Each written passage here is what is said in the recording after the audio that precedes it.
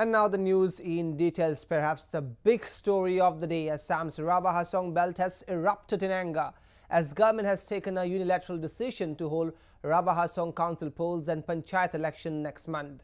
To vent anger against government decisions, several protests were held through the day in rural Kamrup and Gwalpara district. Angry mob even made an attempt to hijack Krishnai police station in Gwalpara district. At least 8 vehicles were damaged, 3 torched. The protest disconnected several districts in Lower Assam and Meghalaya's Garo Hills. And to top it all, the organizations have now called for an indefinite strike, even barring the entry of political parties till October 25th.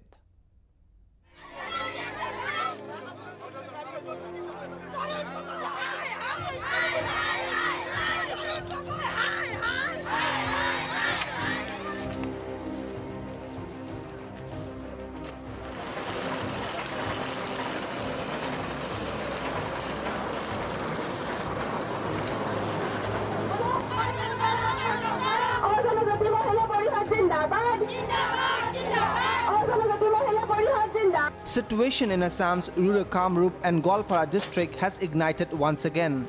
Non-Rabhas, Garos, showed its resentment from early Sunday morning by setting on fire a winger bound for Meghalaya's Tura from Gwalpara. The non-Rabhas and Garos are opposed to the Rabha Hasong Autonomous Council polls and the panchayat elections, which are scheduled for next month. The organizations feel that the demand for exclusion of the villages from the purview of the RHAC polls has not been considered by the government. There was huge commotion in Krishnai and its adjoining areas along Assam-Meghalaya border.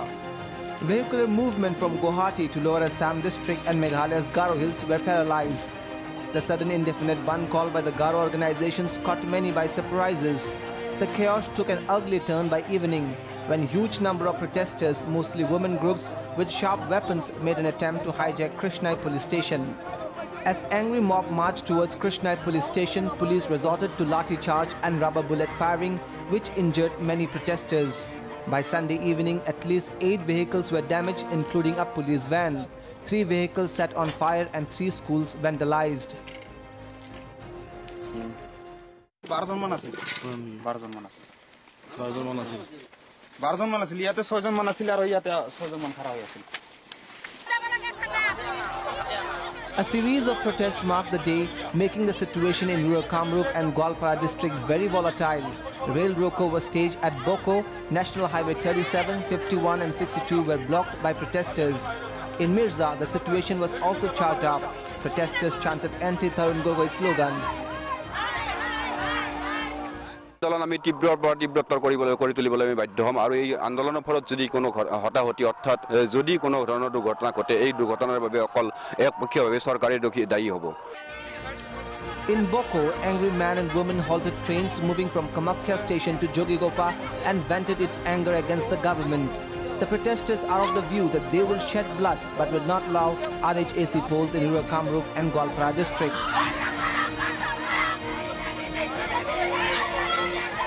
সদৌ সমাজ জনজাতীয় ছাত্ৰ সন্থাই জন্মলগ্নৰে পৰা আজি কথা কৈ আছো যে অসমৰ বিভিন্ন জাতি জনগোষ্ঠীক আজি ভাগ ভাগ কৰি দিয়া হল.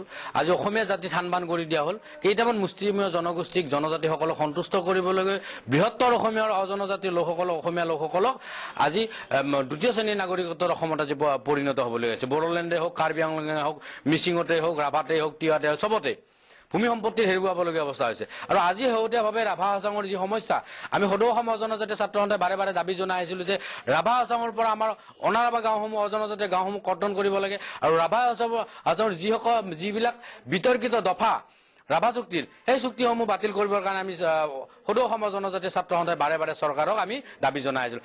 গতিকে আমি সদৌ সমাজ জনজাতীয় ছাত্ৰ সন্থাই দাবী জনাইছোঁ এই গাঁওসমূহ কৰ্তন কৰা পৰিষদীয় নিৰ্বাচন আমি টেষ্ট দি হ'লেও কিন্তু পৰিষদীয় নিৰ্বাচন বন্ধ কৰিম. Civil bodies have termed the incident as engineered by the government. Many have come to voice their anger against Tarun Gogoi government as well.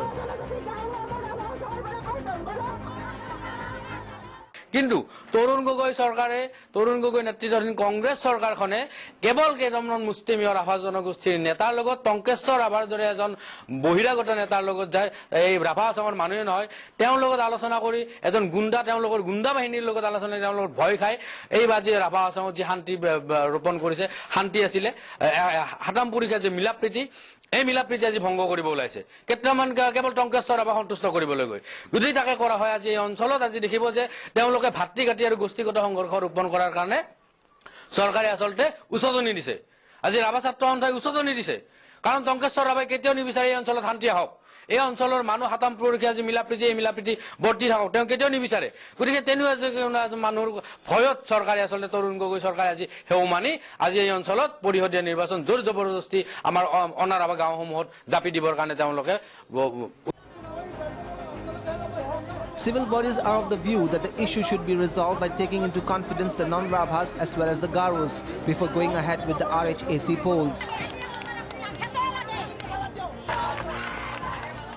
কিন্তু আমি এইটা কথা স্পষ্ট কৰি দিছো ৰাভা ছাত্ৰ সন্থাই হওক চৰকাৰী পক্ষকে আমি স্পষ্ট কৰি দিছো আমি অসম জনজাতীয় ছাত্ৰ সন্থা বা অনাৰাভাসকল আমি কিন্তু আকলগোজ হোৱা নাই আমি এতিয়াও কৈছো ৰাভা ভাইসকলৰ উন্নয়নৰ কাৰণে তেওঁলোকক উপগ্ৰহীয় স্বায়ত্ব শাসন দিয়ক তাত আমাৰ ক'বলগীয়া একো নাই কিন্তু যদিহে আমাৰ ভৌগোলিক মৌলিক অধিকাৰ আমাৰ ভূমি সম্পত্তিৰ অধিকাৰ ৰাজনৈতিক অধিকাৰ খৰ্ব কৰা হয় তেতিয়া কিন্তু আমি ক্ষান্ত নাথাকিম Non-Rabhas and Garos have asked political parties not to visit the region till October 25th, as they will continue their protests vehemently. They have also called for non-cooperation movement from October 27th till November 11th and public curfew from November 12th to 25th. আৰু এই অঞ্চলত ৰাভা আসাম এলেকাত কিন্তু ৰাভা ছাত্ৰ সন্থাৰ সেই কেইজনমান মুষ্টিমেয় নেতাক টংকেশ্বৰ ৰাভা আৰু তেওঁৰ বাহিনীক কিন্তু ৰাইজে নিষিদ্ধ কৰাৰ কাৰণে কিন্তু ইতিমধ্যে প্ৰস্তুতি চলাইছে গতিকে অনাগত দিনত যদি তাৰ কাৰণে কিবা অপ্ৰীতিকৰ ঘটনা হয় তাৰ কাৰণে টংকেশ্বৰ ৰাভা আৰু তেওঁৰ বাহিনী জগৰীয়া হ'ব চৰকাৰ জগৰীয়া হ'ব আমি সদৌ অসম জনজাতীয় ছাত্ৰ সন্থাই এলানি আন্দোলনৰ কাৰ্যসূচী আমি গ্ৰহণ কৰিছো আজিৰ পৰা আমি 25 নৱেম্বৰলৈকে কোনো ৰাজনৈতিক দলৰ কৰ্মী নেতা এমএলএ বিধায়ক মন্ত্ৰীক আমি প্ৰৱেশ নিষিদ্ধ কৰিছো ৰাভা আসাম এলেকাত আৰু 23 তাৰিখৰ পৰা 26 তাৰিখলৈকে আমি দক্ষিণ কামৰূপ গোৱালপাৰাৰ ৰাভা আসাম এলেকা বন্ধ আমি ঘোষণা কৰিছো সৰ্বাত্মক বন্ধ ঘোষণা কৰিছো তাৰ পিছত আমাৰ 27 অক্টোবৰৰ পৰা 11 নৱেম্বৰলৈকে আমি আইন অমান্য আন্দোলন গঢ়ি তুলিম বৃহত্তৰ জংগী আন্দোলন আমি গঢ়ি তুলিম আৰু এই পৰিপ্ৰেক্ষিতত এই সময়ছোৱাত যদি কোনো অপ্ৰীতিকৰ ঘটনা হয় তাৰ কাৰণে কিন্তু কংগ্ৰেছ চৰকাৰ জগৰীয়া হ'ব বুলি আমি হকিয়াই দিছো The Arjanajati Garos and Milita Sangram Samiti has demanded holding of elections to the Rabha Hasong Autonomous Council on the basis of the 1995 Rabha Accord. The organization is opposed to the idea of holding the RHAC election on the basis of the 2001 and 2005 amendments to the RHAC Act. The Sangram Samiti is opposed to the idea of holding the RHAC election on the basis of 2001 and 2005 amendments because of the fact that these amendments have made the non-tribals and even some tribal groups' existence in the RHAC areas vulnerable. With inputs from Manoj Das and Bhagwan Das, Bureau Report, Frontier TV.